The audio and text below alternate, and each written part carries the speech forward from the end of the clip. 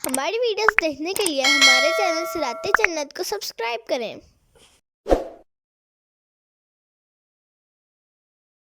يا أيها الذين آمنوا اتقوا الله وآمنوا برسوله يؤتكم كفلين من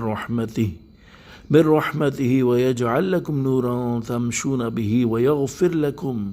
والله غفور رحيم۔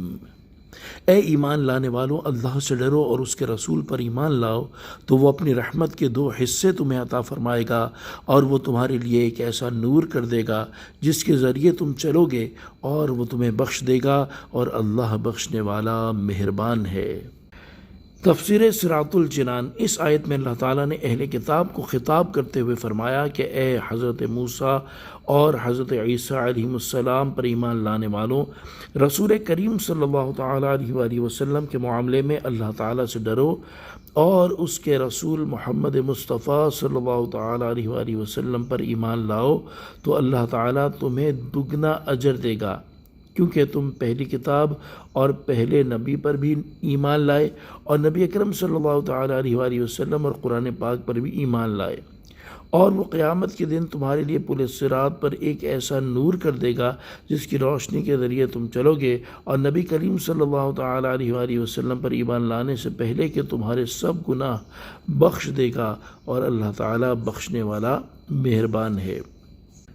حضرت ابو بردہ رضی اللہ تعالیٰ عنہ اپنے والد سے روایت کرتے ہیں، رسول اللہ صلی اللہ تعالیٰ علیہ وآلہ وسلم نے ارشاد فرمایا،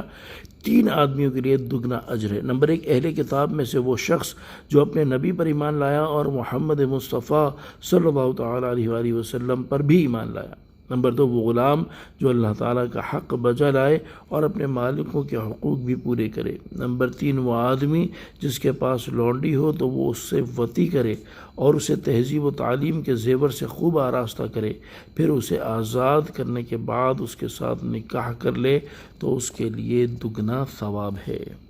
لئلا يعلم أهل الكتاب ألا يقدرون على شيء من فضل الله وأن الفضل بيد الله يؤتيه من يشاء والله ذو الفضل العظيم، تاکہ اہل کتاب جان لیں کہ وہ اللہ کے فضل میں سے کسی چیز پر قدرت نہیں رکھتے، اور یہ کہ سارا فضل اللہ کے ہاتھ میں ہے، وہ جسے چاہتا ہے دیتا ہے، اور اللہ بڑے فضل والا ہے۔ تفسیر صراط الجنان۔ اس آیت کا شان نزول یہ ہے کہ جب اوپر والی آیت نازل ہوئی اور اس میں اہل کتاب میں سے مومنین کو سرکار دو عالم صلی اللہ تعالیٰ علیہ وآلہ وسلم کے اوپر ایمان لانے پر دگنے اجر کا وعدہ دیا گیا، تو اہل کتاب میں سے کفار نے کہا، اگر ہم حضور اقدس صلی اللہ تعالیٰ علیہ وآلہ وسلم پر ایمان لائیں تو ہمیں دگنا اجر ملے گا، اور اگر ایمان نہ لائیں تو ہمارے لیے ایک اجر جب بھی رہے گا۔ اس پر یہ آیت نازل ہوئی اور ان کے اس خیال کو رد کرتے ہوئے فرمایا گیا کہ اللہ تعالیٰ نے اہل کتاب کو آخری نبی پر ایمان لانے کا حکم اس لیے دیا ہے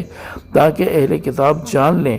کہ محمد مصطفیٰ صلی اللہ تعالیٰ علیہ وآلہ وسلم پر ایمان لائے بغیر وہ اللہ تعالیٰ کے فضل یعنی دگنے اجر، نور اور مغفرت میں سے کچھ بھی نہیں پا سکتے، کیونکہ جب وہ سید المرسلین صلی اللہ تعالیٰ علیہ وآلہ وسلم پر ایمان نہیں لائے تو ان کا پہلے انبیاء علیہم السلام پر ایمان لانا بھی ان کے لیے مفید نہ ہوگا، اور وہ یہ بھی جان لیں کہ سارا فضل اللہ تعالیٰ کے ہاتھ میں ہے، وہ اپنے بندوں میں سے جسے چاہتا ہے دیتا ہے، کیونکہ وہ قادر اور مختار ہے، اور اللہ تعالیٰ بڑے فضل والا ہے۔ الحمدللہ سورہ حدید آج ترجمہ اور تفسیر کے ساتھ مکمل ہوئی۔ اللہ تبارک و تعالیٰ اس سورہ مبارکہ کی خوب برکتیں ہم سب کو عطا فرمائے،